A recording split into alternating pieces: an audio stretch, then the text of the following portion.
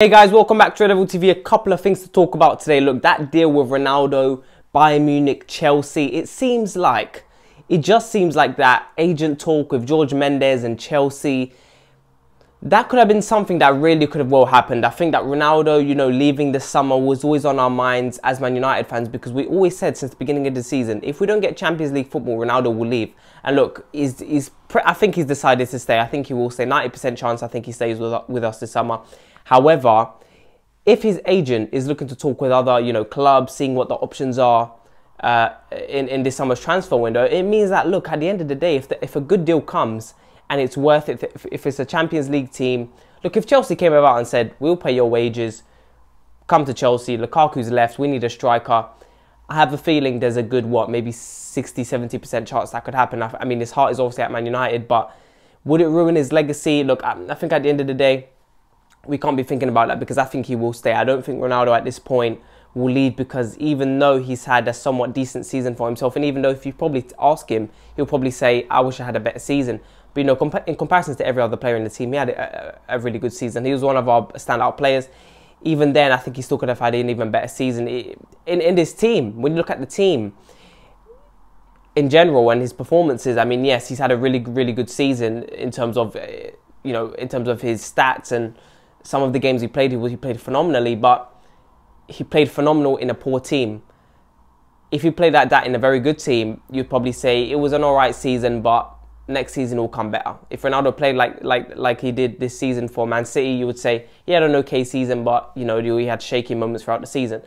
So next season will be interesting. I think, like I said before, I think he'll be a huge part in terms of the knockout stages in the Europa League, and I think he'll play most games in the league, to be honest. So he'll still want to win trophies. I think the World Cup is his focus, like I said many times, and I would still not count out the chance of it happening, of him, leaving Man United to join a Champions League team. But I don't think it will happen. I think he knows that the right thing for him right now is to stay at Man United, focus on the World Cup in December, and let's see what happens there. But look, some more FRENKIE de Jong news, okay? So it seems like this situation of FRENKIE de Jong is come out with a lot of sources now that apparently this deal with de Jong is pretty much, the salary is not the salary, but how much we need to pay for him, 65 million plus add-ons, is pretty much settled out. It's pretty much agreed between Man Utd and Barcelona that it's 65 million for FRENKIE de Jong plus add-ons.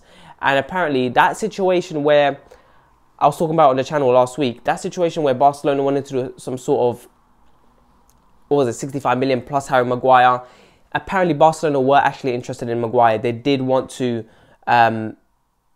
see where Maguire was and to see if there was an option to have him added on top of the 65 million. So it wasn't necessarily all, talk. It wasn't rumours. There seemed to be some sort of conversation between Man United and Barcelona where perhaps they could give us de Jong and we give them Maguire, and we'll still have to give 65 million on top of that. So it could have been 65 million plus Harry Maguire.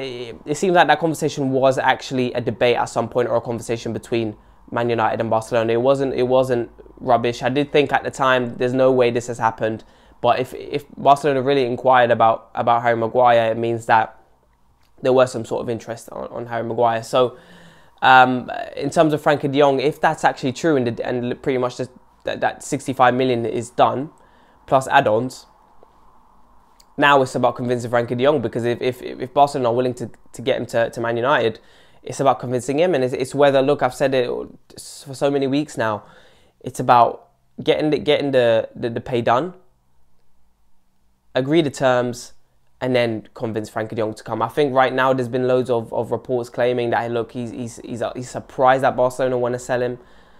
But there shouldn't be much surprise in FRENKIE de Jong in terms of their financial situation. There shouldn't be much surprise in terms of, he's their most expensive player, really, isn't he? So for them wanting to sell him, it's not really a surprise. The reason is obviously financial. So this still could well happen.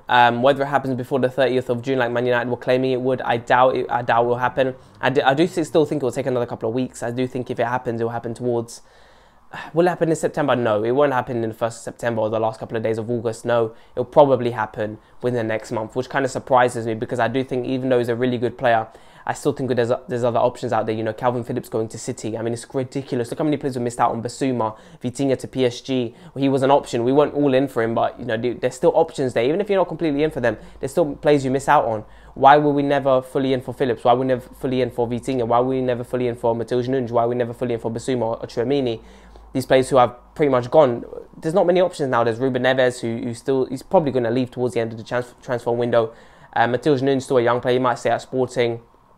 Vitinha to PSG is pretty much a done deal. So when you look at it, there's still some options there. But if we get FRENKIE de Jong, we're not going to buy any other midfielders. And maybe Ten Hag is looking at it as he's a missing puzzle in this midfield. And players like Fred, McTominay, they might be able to come in and do something. And maybe he'll transform them. Look, Ten Hag had his first training session yesterday. And I'm really excited to see. I'm so excited to see how this team does in our first game of the season, which I think is in August the 9th or something like that. So the season starts pretty early this year because we've got the World Cup in November as well. So I'm really excited to see what happens with this team and you know what the situation is, because if FRENKIE de Jong is our first signing, you know, where's he going to go next? Where's his priority next? Is it fullback? Is it striker where there's not many options? Is it winger? Because, you know, Antony's still an option there for us. But apparently that deal with Antony seems to be going up and up, 60, 70 million. Expensive deals. We're talking about FRENKIE de Jong with 65 million plus what is it, 25 million add-ons or something like that, 15 million add-ons. So we need to see the exact terms of that. But I still think it's a lot of money. You're talking 65 million plus 70 Antony, so you're talking 130 million already. It's a lot of money. So guys, let me know what you think. I'm excited if we get FRENKIE de Jong. I think he's such a good player. Whether he wants to be here or not, I still think he's a good player and I think he will perform. But will it cause some sort of negativity in the dressing room between him and other players where, you know, we're not in Champions League? Really, if he wanted a better future in the next couple of years, yeah, you could argue Man United are in a good place right now. Ten Hag coming in, he's going to bring in some good players into Man United. He's definitely going to put some progress in this team. He's definitely going to tell some of these players, you know, what to do on the pitch. He's one of these managers where you look at him and I find it really hard to see him fail unless the players don't play for him. I think if he puts his ideas down on paper, tells these players what to do, plays just how we did at Ajax, you know, the Premier League is different. But if he gets in the right players, this could be a success. So guys, let me know what you think. Please make sure to like and subscribe, and I'll talk to you guys later.